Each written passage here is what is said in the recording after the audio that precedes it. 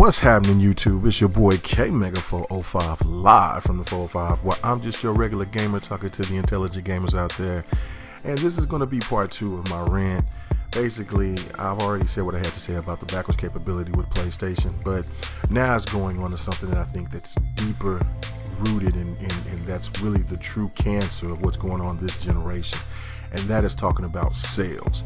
Now, I gives a rat's ass of who's winning this console war, as long as Microsoft is doing what they're doing, as long as PlayStation will get their shit together, as long as Nintendo takes care of their business, PC does what they need to do, I'm happy.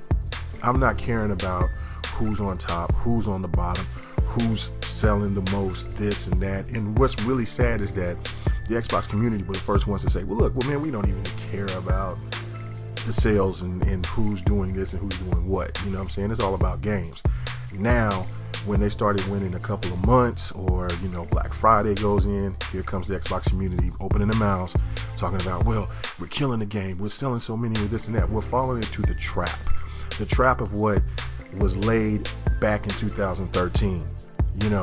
Look, when PlayStation had Trenton, PlayStation was the shit to me, because they were doing things that needed to be done. They were coming out with hot games. That's why at the end of the generation on the PlayStation 3, everything was looking stellar. Like they were really going to kick ass with the PlayStation 4 in the department of talking about games and innovation and things of that nature. But when Yoshida comes in, now only thing Yoshida's doing is really stealing and biting off of the competition, and then just basically slowly bleeding their customer and their fan base to death, pretty much, and then hurting the market as well with this bullshit tactic that they're doing. Now, that doesn't mean that I hate PlayStation. I've said this before on many other videos, but the thing of it is that I'm not liking the practices of what's going on the PlayStation side. That's just me being a gamer and a consumer, not caring about what plastic that you choose. It's about what's good for the consumer. But with these sales, I mean, we understand that the PlayStation 3 got dominated by the Xbox. But if we really want to be honest, Nintendo won last gen if you want to talk about sales. The Wii dominated in sales.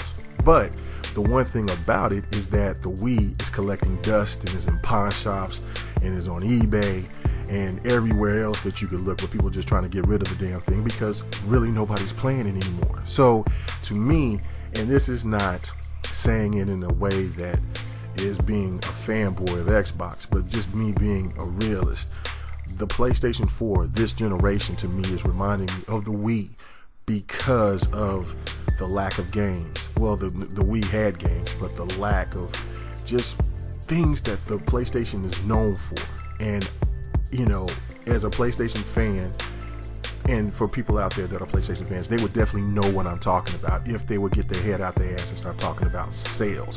When you want to talk about sales and somebody else is talking about games and innovation, that really is making you going to lose the argument automatically. See, look, back in the Nintendo Sega days when they had their little console war thing, none of us was talking about who was outselling who. Oh, well, Nintendo, we were looking at the figures and the MPD charts, and they were doing this and they were doing that. That shit sounded dumb, and at that time I was too young to even care about that. The only thing that we were talking about was the graphics on Nintendo compared to Sega coming out with gore and coming out with a different style and lineup of games. Or just, hey, I'm a Nintendo fan, I'm a Sega fan. And really what happened was that when you went over to a friend's house and you whooped their ass on their system, or vice versa, however it goes, you would want to get better, so you would buy the other console so you could be better when you play your friends when they come over to the house. Now it's gotten to the point to where we look at our game systems like we're sports fans. You know what I'm saying? And it's crazy. It makes no damn sense whatsoever. So when you want to talk to me about games, if you want to tell me that I'm a fanboy and I'm this and I'm that, well, don't give me games in my list or on a private chat or on a Facebook group that you are not going to play. Tell me the games that you are going to play when you want to talk about something that's going on with the PlayStation side. We shouldn't wait for 2016 to really see what the PlayStation is going to do, because Xbox has already been giving games all year long. And I understand that there's a dry spell, but still, for the most part, there's so many games out there and so many games that take so much time that you got to have to really look at it, and you got all year long to try to beat those games. I mean, especially even the multiplats like with The Witcher and Fallout and games like that. Now, my other part of this is, man, Tomb Raider and Forza. Now, it all goes into the wholesale still, and then also about Halo 5 as well. Okay, so now it's a big thing of how the sales are down for Halo and for Tomb Raider and things like that. Now, I made a video a couple of months ago talking about Tomb Raider, and I hope you check that out. Basically, what the problem is that Tomb Raider is only like a 2-year-old game. And when you're competing with Fallout 4 that's been years in the making, and Battlefront that's been years in the making, and then you got the heavy hitter Call of Duty, and then you got other little games, like Just Cause 3 and Assassin's Creed, I can't even think of how, Syndicate, that's it, my bad. Anyway, when you got those games, then it's basically people are going to gravitate to those games, especially Fallout 4 and Battlefront.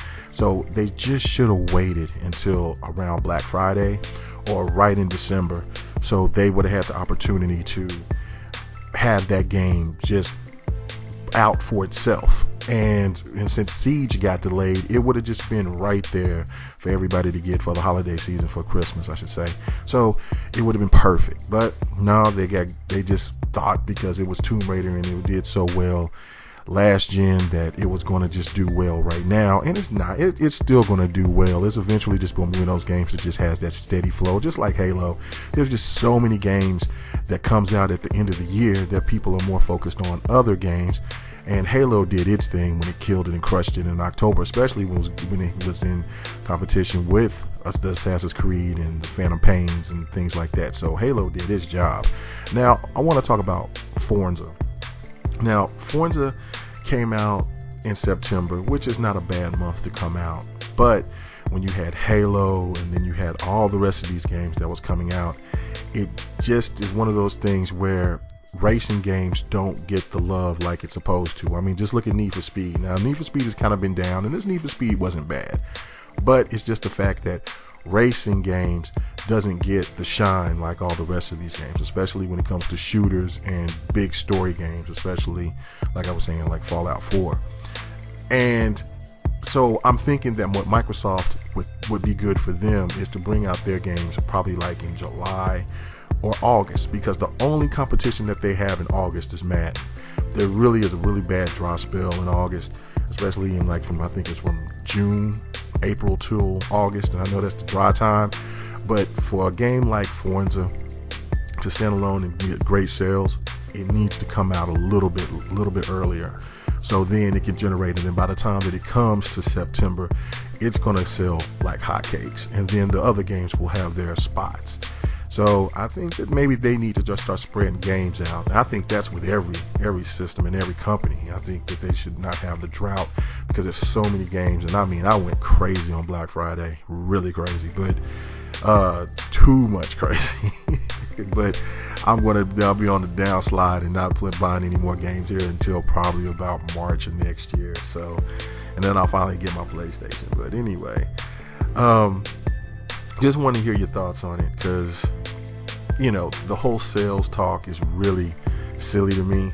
I mean, really, it should be about what's going on in the gaming markets, who's doing this, developers, like PSN being down right now by the Lizard Squad, how that's really fucked up, and how, if they really want to go mess with somebody, go mess with these terrorists instead of just messing with gamers. I think that's pretty weak, but it is what it is. I think that people should also be pissed off about that as being a PSN employee, and it might hit us again like it did in December. So I don't know. I'd like to hear your thoughts, boy. This is your boy K Mega 405.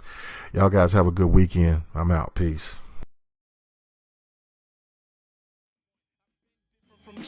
My kick game so Dwayne Wayne, all that's missing is the flip ups and the fade. I got Whitley's for days. Kanishiwa, it's not a game, no. Riches in the bitches, what I came for. Then I switched my angle. Was unchained like I'm the Django. Now that shit dangled to my ankle.